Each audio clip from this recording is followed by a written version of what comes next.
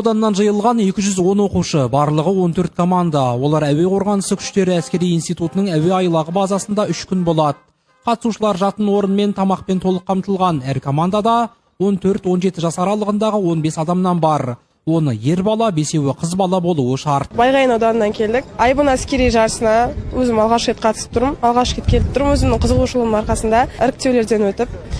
Енді маған тап қазіргі атмосфера, тап қазіргі болып жатқан сайыстың дайындығы өте қатты ұнайды. Іштегі атмосфера, қыздардың дайындықтары, формалар, дисциплина барлығына қызығушылығымның арқасында келіп тұрмын. Әскери дайындықтар, мылтық шашып жинау, мылтық ату, ұзындыққа жүгіру деген сияқты эстафеталарға көптеген дайындықтар болды. Мен Мұғалжар ауданының атын қорғауға келіп тұрмын. Бізде ауылда осы алғашқы әскери дайындық сабағынан жақсы дайындықтар жүргізіледі.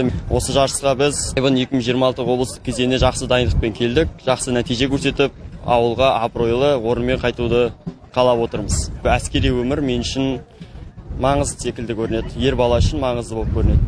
Алғашқы әскери дайындық пәні 10-11 сыныптарда оқытылады. Дегенмен өңірдің көптеген мектептерінде балаларға әскери тәртіпті үйрететін жас сарбаз сынды клубтар бар. Содан болар Айбын әскери патриоттық жастар жиынында ақтөбеліктер үнемі олжалы оралады. Мәселен, өткен жылы өңірден қатысқан қос команда 1 және 3 орындарды қанжығалады. Қатысушылар 6 түрлі сыннан өтеді. Бұл пневматикалық винтовкадан нысана көздеп ату, Калашников автоматын жартылай бөлшектеп жинау, биік кермеге тартылу, пресс жаттығуы, әскерленген эстафета. Осындай жарыстың түрлерінен біз жаттығулардың орындатып оқушыларға, яғни жеңімпаздарды анықтаймыз. Жастардың арасында қарулы күштер мәртебесін арттыру, жастарды қарулы күштерге, әскерге дайындау, жалпы отан қорғаушы азаматтарды, азаматшалар дайындау.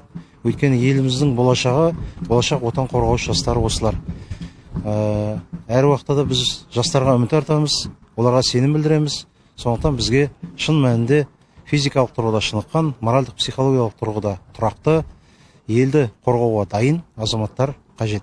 Міне осы мақсатта жүргізіледі. Енді бүгінгі шараның ерекшелігі бұл шынайы осы әскери мекеменің аумағында өтіп жатыр.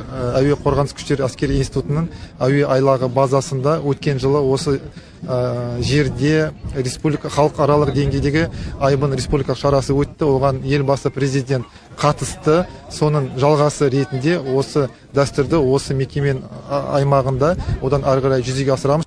Биыл патриоттық жиынның республикалық кезеңі Ақмола облысы Щучинск қаласында өтпек. Шара маусым айына жоспарланған. Нұрбол Жауынбаев, Арман Досмағамбетов, Ақтөбе.